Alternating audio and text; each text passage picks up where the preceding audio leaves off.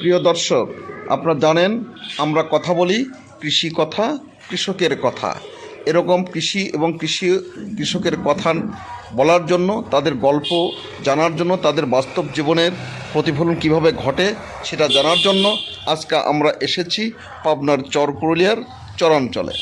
দেখুন, এই চরাঞ্চলের মানুষের বিভিন্ন প্রকারের পেশা নিয়ে তাদের যে জীবনযাত্রা সেটা নিয়ে আজকে আমাদের এই প্রতিবেদন। দেখতে থাকুন এবং আমাদের সাথেই থাকুন। রনি পরামানিক। আর এই গ্রামের নাম?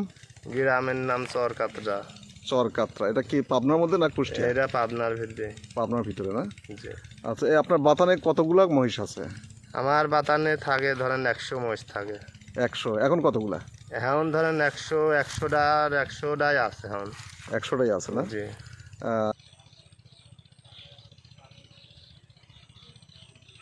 আপনি কি মালিক না রাখাল? আমি রাখাল। রাখাল। মাসে কত বেতন আপনার?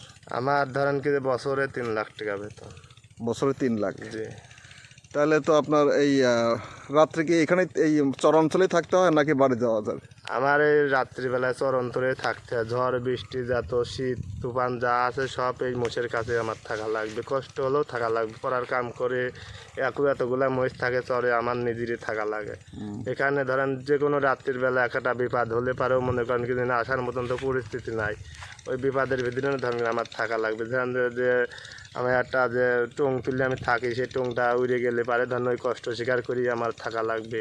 যে ওখানে যে প্রচুর টাকার জিনিস থাকে,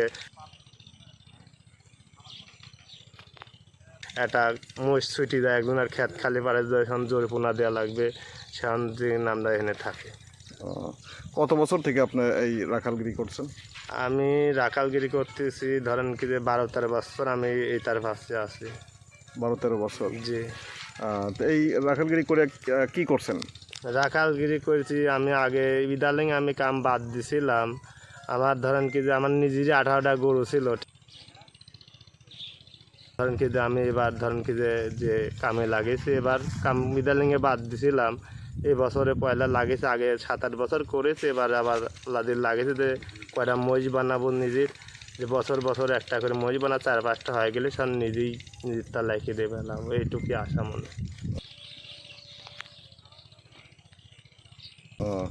এই যে আপনার এত ঝড় বৃষ্টি বাদল, বন্যা খরা, সব কিছু পরিবার পরিজন ত্যাগ করে এই যে প্রত্যন্ত চরাঞ্চলে যেখানে আশপাশে কোনো বাড়ি ঘর নাই, রাত হলে পরে বিশাল অন্ধকার, তাই না? জি জি।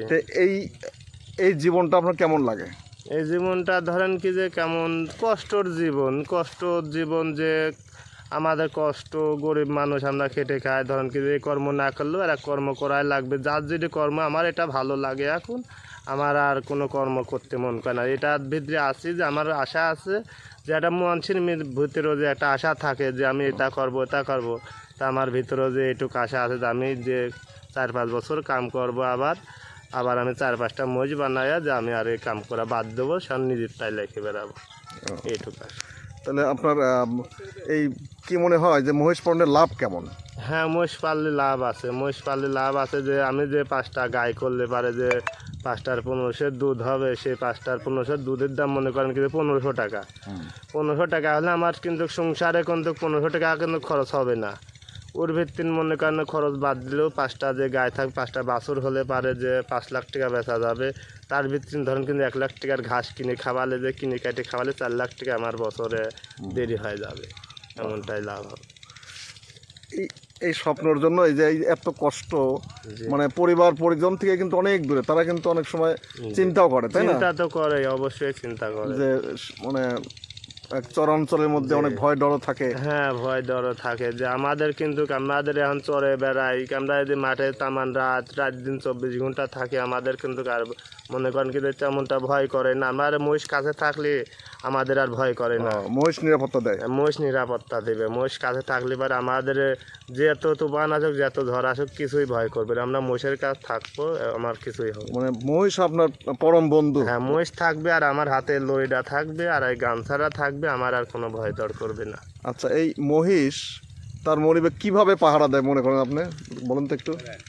মোষ ধরেন কি যে পাহারা মোষ মোষ ধরেন কি যে মোষের কাছে মনে করেন কি যে মোষ হলে কালের দৃষ্টি, মোষ কালের দৃষ্টি ধরেন কি যে তেমনটা মোষের কাছে তেমনটা আসে না। আমার কিন্তু যে আমার মানে হাল অবস্থা করে কিন্তু চরে থাকি আমার ধরেন কি যে মনে করেন কিন্তু আমাকে ওরা আসে আমার হাল অবস্থা করে, আমার সাথে কথা বলে, আমাদের পাশে এসে শুয়ে থাকে, তার সাথে কথা বলে, কিন্তু তার কোনো ক্ষতি করে না। আচ্ছা, ওই চোর ডাকাতকে ওরা কিভাবে মোকাবেলা করবে?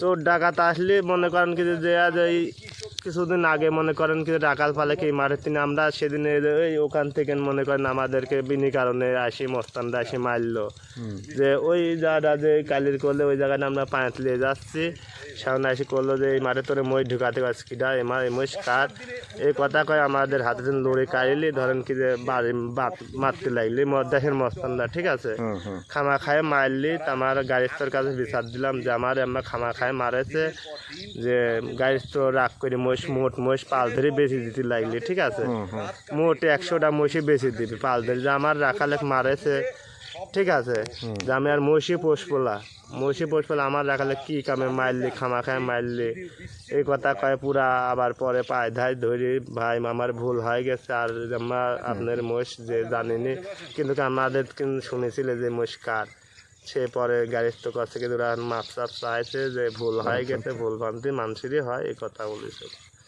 আচ্ছা, মোটামুটি এখন কি করছেন এই কয় বছরের পনেরো দেখি বাড়িতে?